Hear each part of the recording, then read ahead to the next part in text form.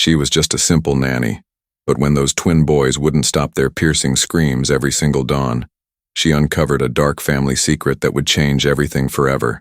What happened next will leave you speechless. "I pay you $3,000 a month and you can't handle two 6-month-old babies?" shouted Richard Sterling, his voice echoing through the marble halls of his Chicago mansion. The 14th nanny in just 4 months was packing her bags, hands trembling as she stuffed clothes into her suitcase. Margaret Wilson, a woman with 25 years of childcare experience, had never encountered anything like this before.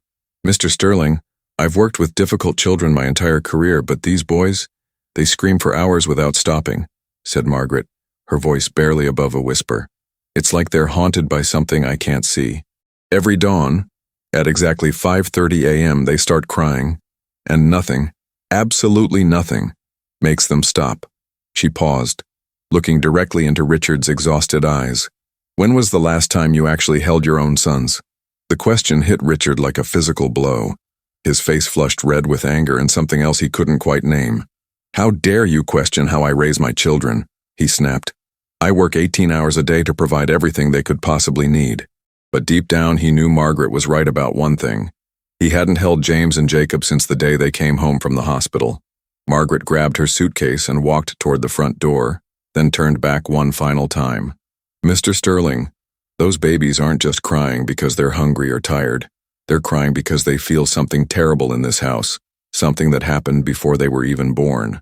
The heavy oak door slammed shut, leaving Richard alone with the familiar sound of his son's desperate wails echoing from upstairs. But what Margaret didn't know was that her words had just planted a seed of truth that would soon grow into something much bigger than anyone could imagine. Richard stood at the bottom of the grand staircase, listening to the heart-wrenching cries that had become the soundtrack of his life for the past 6 months. James and Jacob Sterling, his twin sons, seemed to possess an supernatural ability to cry in perfect synchronization, as if they were communicating some desperate message that no adult could understand. The sound pierced through the expensive soundproofing he'd installed throughout the mansion, reaching every corner of his 30-room estate. By 6 a.m. that morning, the crying had been going on for 30 minutes straight, just like every other day since they'd arrived home from the hospital. Richard's housekeeper, Maria Santos, appeared at the top of the stairs with dark circles under her eyes. "Mr. Sterling, they won't take their bottles, won't stop crying, and they keep staring at the wall that connects to the master bedroom," said Maria, her voice filled with exhaustion and something that sounded like fear. Richard climbed the stairs slowly, each step feeling heavier than the last. When he reached the nursery, he found his sons in their custom-made cribs, their tiny faces red and tear-streaked, their small fists clenched as they wailed with an intensity that seemed impossible for such small beings. But what disturbed him most was exactly what Maria had described. Both babies were facing the same direction, staring at the wall that separated their room from the master bedroom he hadn't entered in 6 months. "There's a woman downstairs asking about housekeeping work," said Maria quietly, trying to speak over the crying. "She says she has experience with difficult babies. Her name is Sarah Thompson, and she's been waiting outside since dawn." Richard looked at his sons, then back at Maria, feeling completely defeated. At this point, he was willing to try anything, even though what he really needed wasn't a housekeeper. He needed a miracle. Sarah Thompson walked into the Sterling mansion like she belonged there, carrying nothing but a small bag and an air of quiet confidence that immediately set her apart from every nanny who had fled before her. At 32 years old, with auburn hair tied back in a simple ponytail and wearing a plain blue dress, she looked completely ordinary, but there was something in her green eyes that suggested she'd seen more of life's darkness than most people twice her age. "Mr. Sterling, I can hear your boys from outside," said Sarah, extending her hand with a firm grip. "I've been standing out there for an hour, listening to their cries, and I think I know what's wrong with them." Richard stared at her incredulously, wondering how this woman could possibly understand something that had baffled pediatricians, child psychologists, and 14 professional nannies. "What could you possibly know that trained professionals don't?" asked Richard, his voice dripping with skepticism. "These babies have been examined by the best doctors in Chicago. There's nothing physically wrong with them. They just cry constantly, especially at dawn." Sarah listened to the ongoing wails from upstairs, tilting her head as if she were deciphering a complex language that only she could understand. "Mr. Sterling, babies don't cry like that unless they're feeling something powerful from the adults around them," said Sarah calmly. They absorb emotions, especially grief, guilt, and unresolved trauma. When my little sister was born, she cried for months until we figured out she was responding to my mother's depression after losing our father. Richard felt something shift inside his chest, a recognition he wasn't ready to acknowledge. I'd like to see the boys, and I'd also like to know about their mother. The question about Elizabeth, his late wife, hit Richard like a punch to the gut. He'd spent 6 months carefully avoiding any mention of her name, removing every photograph, every piece of clothing, every reminder that she had ever existed in this house. The master bedroom where they'd shared 3 years of marriage remained locked, untouched since the day he'd brought the twins home from the hospital. Their mother died in childbirth, said Richard curtly, his jaw clenched tight. Complications during delivery. The doctors did everything they could, but sometimes these things just happen. Sarah noticed how his hands trembled slightly when he spoke, how his eyes darted away from hers, and how the muscles in his neck tensed visibly. She'd seen this kind of guilt before, the crushing weight of someone who blamed themselves for a tragedy beyond their control. "I'm sorry for your loss," said Sarah gently. "How long after Elizabeth passed away did the boys start crying like this?" Richard's face went pale at the mention of his wife's name, the first time anyone had spoken it aloud in his presence since the funeral. "They started the moment we got home from the hospital. The doctors said it was normal for premature babies to be fussy, but this isn't normal fussiness." Sarah asked to see the nursery, and as they climbed the marble staircase, she noticed something crucial that everyone else had missed. There were rectangular marks on the walls where picture frames had obviously been removed, and the entire second floor felt cold and empty, like a museum rather than a family home. "Mr. Sterling, where are all the photos of Elizabeth?" she asked quietly. "And why does this house feel like she never existed?" The nursery was a study in contradictions. Everything money could buy for 2 baby boys, yet it felt emotionally barren, like a showroom rather than a place where children were loved. James and Jacob Sterling lay in their mahogany cribs, their cries now reduced to exhausted whimpers, but their eyes still fixed on that same wall. Sarah approached slowly, not trying to pick them up or distract them with toys, but simply observing their behavior with the trained eye of someone who understood infant psychology. "They're not crying because they're hungry or uncomfortable," said Sarah after several minutes of watching. "They're crying because they can sense something missing, someone who should be here but isn't."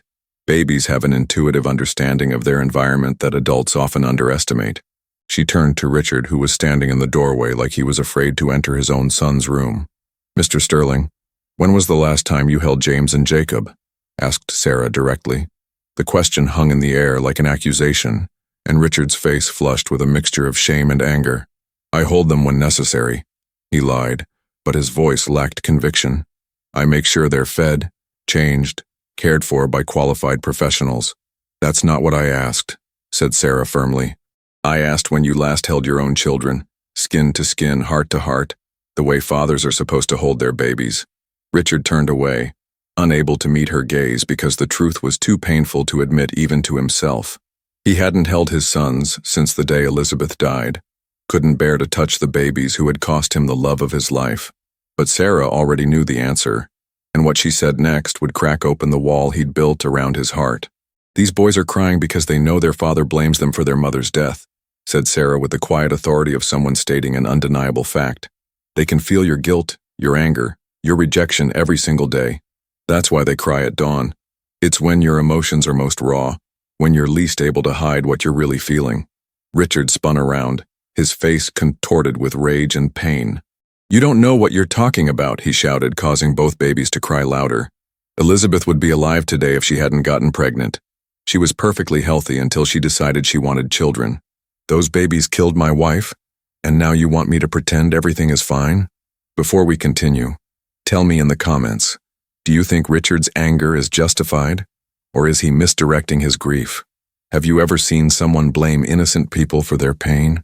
The raw honesty of his confession seemed to surprise even Richard himself. For 6 months he'd buried these feelings so deep, he'd almost convinced himself they didn't exist. But now, standing in his son's nursery with this strange woman who seemed to see right through him, the truth came pouring out like poison from an infected wound. "Mr. Sterling, I lost both my parents when I was 19 and had to raise my baby sister alone," said Sarah quietly. "For the first year I resented her every single day because I blamed her for ruining my life.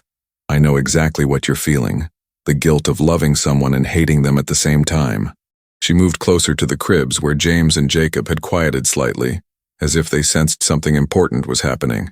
"But here's what I learned that changed everything," continued Sarah, her voice barely above a whisper.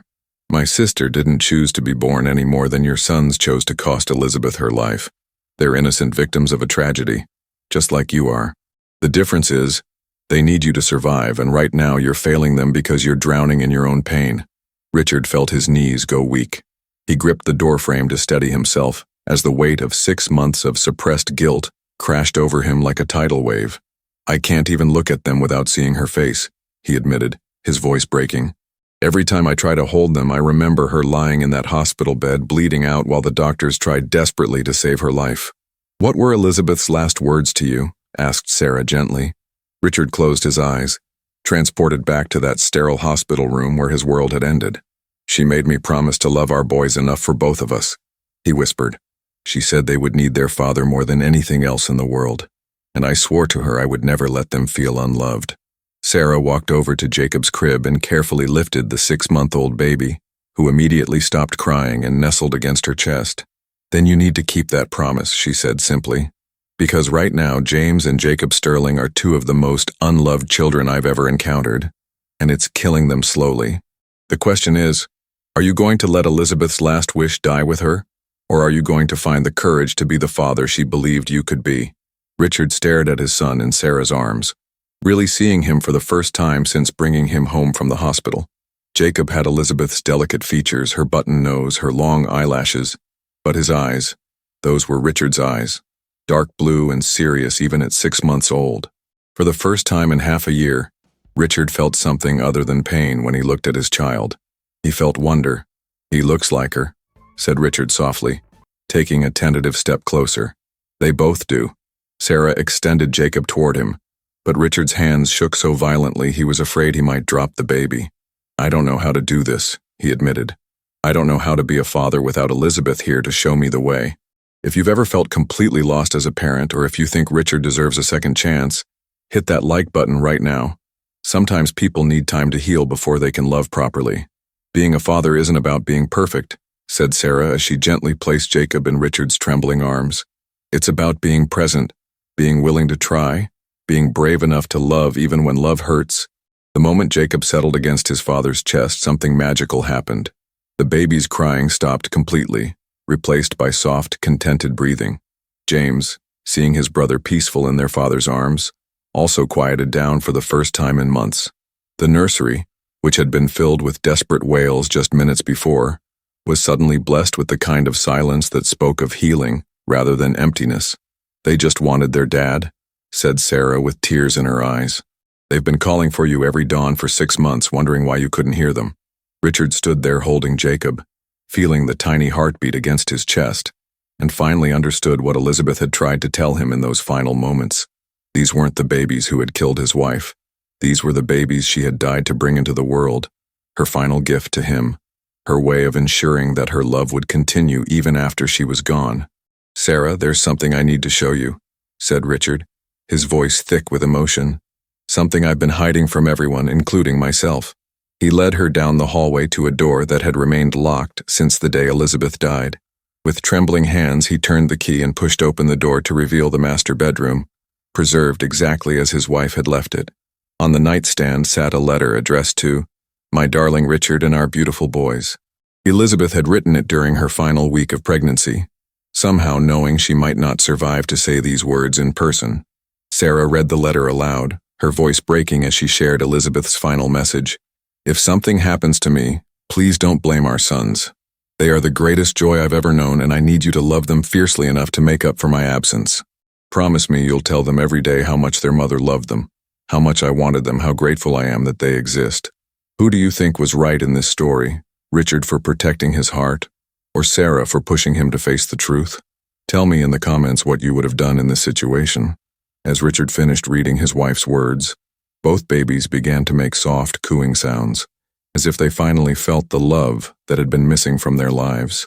That night, for the first time since coming home from the hospital, James and Jacob Sterling slept peacefully through the dawn, safe in the knowledge that their father had finally found his way back to them.